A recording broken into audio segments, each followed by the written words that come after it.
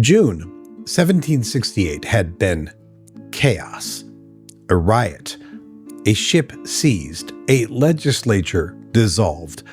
The customs commissioners huddled on an island fortress in the harbor. By the time July arrived, Boston was governing itself without an elected assembly. The commissioners were still in exile at Castle William, and everyone in every colony was waiting to see what came next. What came next was music. And a proclamation in the North Carolina backcountry, and a cascade of colonial assemblies lining up behind Massachusetts, and Paul Revere quietly hammering silver in his shop into what would become one of the most important objects in American history. July 1768 was a month of consolidation. The fury of June had spent itself. Now the colonies were organizing, memorializing, and in one remarkable case, singing. On July 7th, readers of the Pennsylvania Journal and the Pennsylvania Gazette opened their papers to find something that they had never seen before. Not a pamphlet, not a petition, not a legal argument, but instead a song. The Liberty Song was written in 1768 when John Dickinson set out to reflect on the political strife caused by the Townshend Acts. First published in the Boston Gazette in July, it later appeared in the Boston Chronicle of August 29th, and it was sung throughout the colonies at political meetings, dinners, and celebrations. It is likely that the Liberty Song was the first song to express American patriotism. Dickinson wrote to James Otis of Massachusetts, "I enclose you a song for American freedom. I have long since renounced poetry, but as indifferent songs are very powerful on certain occasions, I venture to invoke the deserted muses. I hope my good intentions will procure pardon with those I wish to please for the boldness of my numbers." The song appeared first in Philadelphia on July 7th. Then the Boston Gazette picked it up on July 18th. From there, it rippled through colonial newspapers all along the coast. The brilliance of what Dickinson did deserves full appreciation. He didn't write an entirely new tune. It was set to the tune of Heart of Oak, a British military anthem. Think about what that means. Heart of Oak was the anthem of the Royal Navy, the most recognizable martial tune in the British Empire. Dickinson took that tune, one that every colonist already knew, one that was associated with British military glory, and put American resistance lyrics over the top of it. He was saying, in musical form, "We are not traitors. We are not rebels against the crown. We are claiming the traditions of British liberty for ourselves." The colonists didn't need to learn the melody. They already knew it. They just needed to learn the new words, and the new words were extraordinary. The song had colonials up and down the Atlantic seaboard singing, "By uniting we stand, by dividing we fall." That line, "By uniting we stand, by dividing we fall," it had never been phrased quite that way before. It captured, in 9 words, everything that Samuel Adams had been trying to accomplish with the circular letter, everything that the intercolonial networks of the Sons of Liberty chapters had been building toward, everything that the endorsement cascade across colonial assemblies represented. Unity was survival, and division was death. Dickinson collaborated with Dr. Arthur Lee, a Virginian then in London, who composed 8 lines of the song. The collaboration itself was symbolically important, a Pennsylvanian and a Virginian writing together. The 2 largest, most influential colonies speaking in one voice. Dickinson, already famous across the continent for the farmer letters, was now lending his name and his pen to the most accessible form of political communication in the 18th century world, popular song. The final stanza of the song ended with toasts to our sovereign's health and Britannia's glory. That wasn't an accident. Dickinson was not calling for independence. Not yet. No serious colonial leader was in July of 1768. The song was a call for constitutional resistance, for unity, for the preservation of British liberties, but not for separation.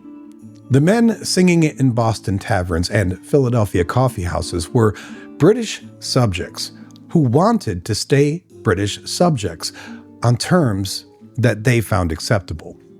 But the phrase, "By uniting we stand, by dividing we fall," would outlast the context that produced it. It would in fact echo for centuries. July opened with Boston in a strange constitutional limbo. The Massachusetts General Court had been dissolved in late June. The Customs Commissioners were still at Castle William. HMS Romney still sat in the harbor. Governor Bernard was still at Province House writing anxious letters to London, but there was no elected assembly. Massachusetts was, in effect, ungoverned. This was no accident. Bernard had dissolved the legislature precisely because it refused to rescind the circular letter. But dissolution created a problem that London hadn't fully thought through. If there was no legislature, there was no legal mechanism for the colonists to address their grievances through official channels. Every legitimate avenue of protest had been closed.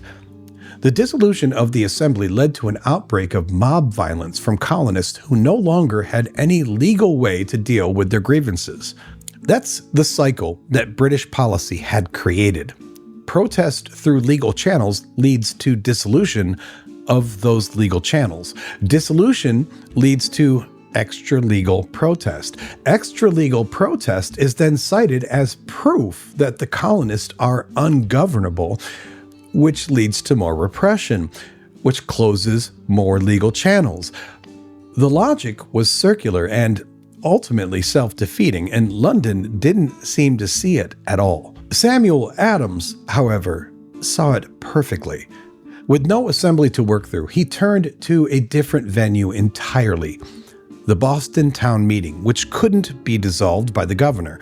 The town meeting was a genuinely democratic institution, one that had roots deep in New England Puritan tradition. Every male property holder could attend. Decisions were made by majority vote, and Bernard had no legal authority to shut it down. Adams used July to organize. He wrote. He met with allies. He coordinated with Sons of Liberty in other colonies. He was building toward the September town meeting that would become the unauthorized Massachusetts Convention, a gathering of delegates from every town in the province, meeting to protest the coming troops, which everyone now knew were on their way. The Sons of Liberty were meeting too, in Nathaniel Barber's insurance office in the North End, at the Bunch of Grapes Tavern, at the Green Dragon Tavern. These were the covert gatherings of men who understood that the political situation had moved past petitions and resolutions. Something more was needed. What was needed, they decided, was silver. In July, in his shop on Clark's Wharf, Paul Revere began work on a commission that would take him approximately 100 hours to complete. The Sons of Liberty had asked him to make a bowl. Not just any bowl, a specific bowl, a memorial. Revere was commissioned to make the bowl by 15 fellow associates of the Sons of Liberty, whose names are engraved around the rim, to honor the 92 members of the Massachusetts House of Representatives who, undaunted by the insolent menaces of villains in power, from a strict regard to conscience and the liberties of their constituents, on the 30th of June, 1768, voted not to rescind. The commission was itself a dangerous act. Given the real risks of being associated with the Sons of Liberty, it seems legit insane to inscribe your members' names on a bowl and then to stamp your own name onto it. The 15 men whose names went on the rim were small-time tradesmen and merchants, a mariner, a distiller, a woodcarver, tavern keepers. working people, not the wealthy elite of Boston, though men like Adams and Warren were also affiliated with the Sons of Liberty. Revere fashioned the bowl from 45 ounces of silver and designed it to hold 45 gills of rum punch. Every number was chosen deliberately. 45 was a reference to issue number 45 of John Wilkes' newspaper, North Briton, which had gotten Wilkes arrested for seditious libel in London. The colonists had now for some time adopted 45 as a symbol of resistance to arbitrary government power. It linked the American cause directly to the British radical tradition. The cartouche engraved on one side of the bowl contains in its center a large N45/Wilkes and Liberty over a torn page labeled General Warrants, referring to the arrest of John Wilkes. A Liberty cap tops the cartouche and two flags flank it, one inscribed Magna Carta and the other Bill of Rights. The symbolism was dense and deliberate. Magna Carta, the Bill of Rights, General Warrants, which were illegal under British law, just as writs of assistance were. John Wilkes and his number 45, the number 92 for the Massachusetts House members who defied dissolution, all of it woven together into a single object. The bowl was made and used in secret. Its manufacture does not appear in the records of Revere's shop. Despite it taking up to 100 hours to produce, it was used for toasts at meetings of the Sons of Liberty. After the first few toasts to the king and country, the remaining 30 or 40 were made to Wilkes and other critics of tyranny, and to the various principles of liberty and self-governance that the colonists were demanding. Consider that for a moment. The most famous piece of silverwork in pre-revolutionary America was made in secret and used for covert political meetings. Paul Revere was not yet the midnight rider of Longfellow's poem. He was a craftsman and a political activist, meeting with his fellow Sons of Liberty in tavern backrooms, passing around a bowl engraved with the symbols of liberty and the names of men who had defied a king. The bowl didn't become publicly famous for many years. At the time, it was an underground object, a secret kept between 15 men and the silversmith who made it. Throughout July, the intercolonial endorsement of the Massachusetts Circular Letter continued its slow but inexorable expansion. By the end of 1768, all of the colonies, except for New Hampshire, were formally unified in their support of the Massachusetts Circular Letter. Even if they did not formally adopt it, they echoed its sentiments in letters of protest that were sent to London. In July, a significant marker was reached in the South. Peter Manigault, the Speaker of the South Carolina House, received the circular letters from Massachusetts and Virginia, and he answered both, informing them that the South Carolina agent in London had been instructed to work with the other agents. Manigault's response was cautious in tone, but meaningful in substance. South Carolina's agent in London was being directed to coordinate with agents from Massachusetts, Virginia, and the other colonies. The lobbying operation in Britain, the attempt to use colonial agents as advocates before Parliament and the ministry, was becoming a genuinely unified colonial effort. South Carolina itself was not an obvious candidate for radical resistance. It was a wealthy, slave-holding colony. Its merchants and planter elite had a great deal to lose from any disruption of the imperial commercial relationship. Charleston's prosperity depended on the British market for rice and indigo. The colony had its own internal tensions. The South Carolina regulators, a different movement from North Carolina's, were demanding courts and law enforcement in the back country. But the Townshend Acts threatened South Carolina's commercial interests too. Duties on imported goods hit Charleston's merchants directly, and the constitutional argument, no taxation without representation, was one that resonated across all colonies, regardless of their economic circumstances. Wilkes and liberty became a byword and a frequent toast for radicals from Boston to Charleston, just as his name became anathema to moderates representing the rule of the mob rather than the rule of law. The same symbolic language was operating in cities 1,000 miles apart.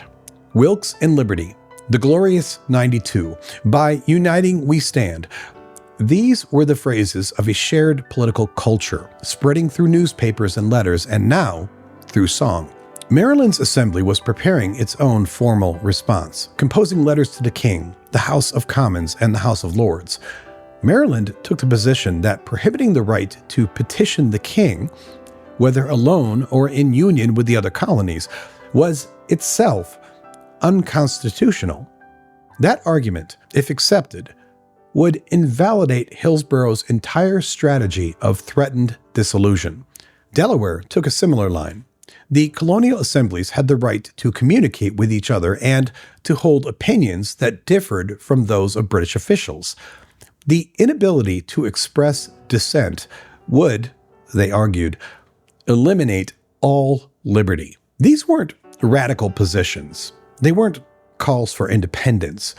They were rooted in the most conservative tradition of English constitutional law. That was actually precisely the point. The colonists were arguing that they were defending the ancient constitution against parliamentary overreach.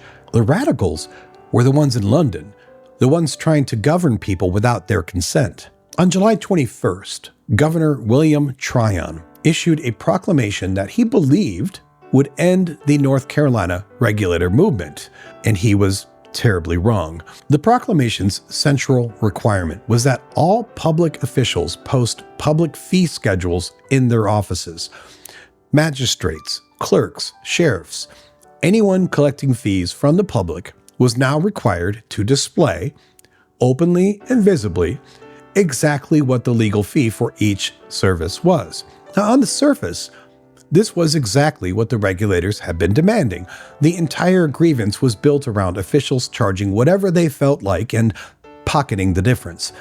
If the legal fees were publicly posted, any citizen could see whether they were being overcharged. The regulators had spent 2 years marching, petitioning, getting their leaders arrested, organizing hundreds of men, and forcing Tryon to come to Hillsborough in person.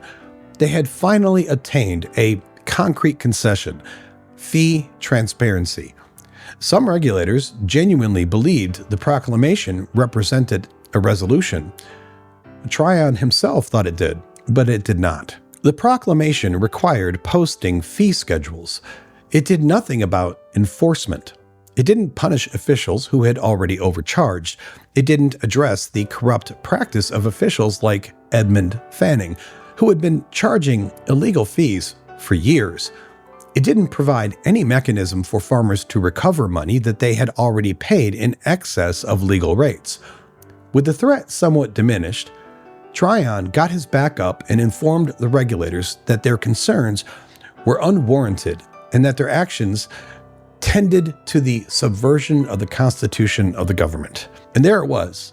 Having made his one cosmetic concession, Tryon told the regulators that their grievances had essentially been illegitimate all along. He had posted the fee schedules. Now they needed to stop complaining and pay their taxes. The men who had marched on Hillsborough, who had freed their leaders from jail by sheer force of numbers, who had carried a 480 signature petition to the governor, they were not satisfied with fee postings. They had watched Fanning walk away from corruption charges with a 1 penny fine. A 1 penny fine. They had watched a government that claimed to represent them consistently protect its own corrupt officials at the expense of the farmers that it was supposed to be serving. The only means found to quiet the disturbance was an alleged promise from the governor that if the regulators would petition him for redress and return to their homes, he would see that justice was done. In his reply to their petition, however, Tryon denied that he had made any such promise. The movement quieted temporarily after the proclamation, Tryon had bought himself some time. Husband and butler were still facing trial in the September court.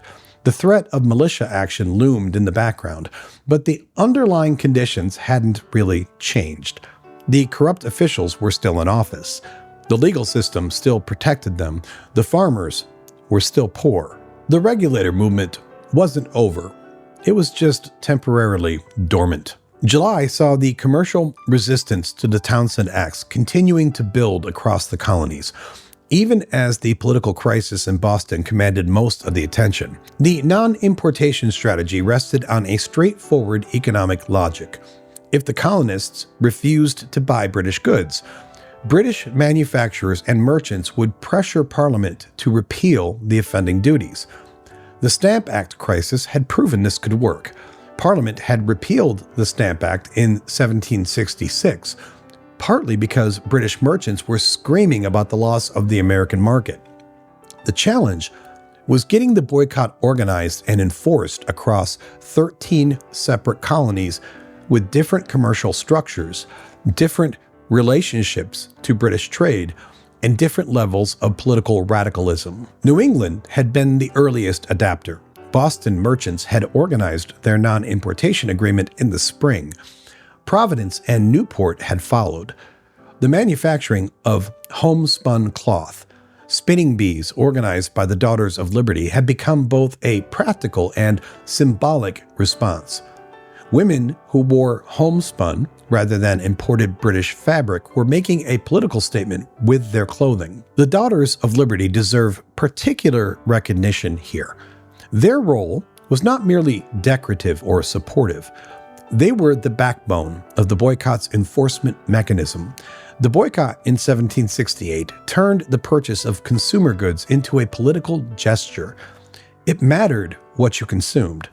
The very clothes you wore indicated whether you were a defender of liberty in homespun or a protector of parliamentary rights in superfine British attire. Spinning bees were political events. Communities gathered, sometimes dozens, sometimes hundreds of women, to spin thread and weave fabric that would substitute for British imports. The events were covered in colonial newspapers. The names of participants were published. The quantities spun were recorded. It was productive labor with a propagandistic function. The middle colonies were slower to commit. Philadelphia merchants had been cautious. New York merchants had adopted a more restrictive non-importation agreement in April, but compliance was uneven, to say the least. The pressure from Boston to expand and enforce the boycott was building throughout the summer. Virginia's response to the commercial crisis was developing through the particular channel of its House of Burgesses, which had been prorogued by Governor Boutetourt, though less dramatically than Massachusetts' dissolution. Virginia planters were feeling the Townshend Acts directly, and George Washington was among those calculating whether non-importation could be made to work for a tobacco economy as well as a merchant economy. The American crisis was not happening in isolation. Throughout July, colonial newspapers were following the parallel drama unfolding in London around John Wilkes. The colonists had learned in June, with considerable dismay, that Wilkes was not returning to Parliament as a triumphant champion of liberty. He was in King's Bench prison instead. His election to Parliament from Middlesex, while he was a convicted prisoner, had been set aside. The government that the colonists had been watching with horror was not showing any signs of the moderation that Franklin and other London-based advocates had been hoping for. In the middle of July, the newspapers in the American colonies started to report on the massacre at St. George's Fields and the riots and violence that occurred in London and Westminster. Letters also arrived from the colonial agents in London, describing the political climate as too dangerous to expect any relief from Parliament. The massacre of St. George's Fields, where government troops had fired on a crowd gathered to support Wilkes outside his prison, killing several people, was received in the colonies as evidence that the same repressive logic at work in Boston was in fact at work in London. The British government was willing to use lethal force against its own subjects in England to suppress political dissent. For colonial observers, this was deeply significant. If Parliament was willing to shoot Englishmen in London for supporting a parliamentarian that it didn't like, what would it do to colonists in Boston once troops arrived? And the answer was coming. Everyone knew it. The troops were being organized in Ireland and Halifax. Their arrival was only a matter of time, not a matter of if. Letters also arrived from the colonial agents stationed in London, describing the political climate as too dangerous to expect any relief. One agent wrote that there remains among the people so much respect, veneration, and affection for Britain that, if cultivated prudently, with kind usage and tenderness for their privileges, they might easily be governed for all ages without force or considerable expense. But I do not see here a sufficient quantity of the wisdom that is necessary to produce such a conduct. That was a damning assessment from someone who was trying to make the case for the colonies in London. The wisdom necessary to govern through goodwill rather than force wasn't present in Hillsborough's ministry. Everyone who was paying attention understood it. July of 1768 was a month of culture, consolidation, and ominous waiting. The Liberty Song gave the colonial resistance something that it had never had before, a shared musical voice. Politics became singable. Constitutional arguments became a chorus.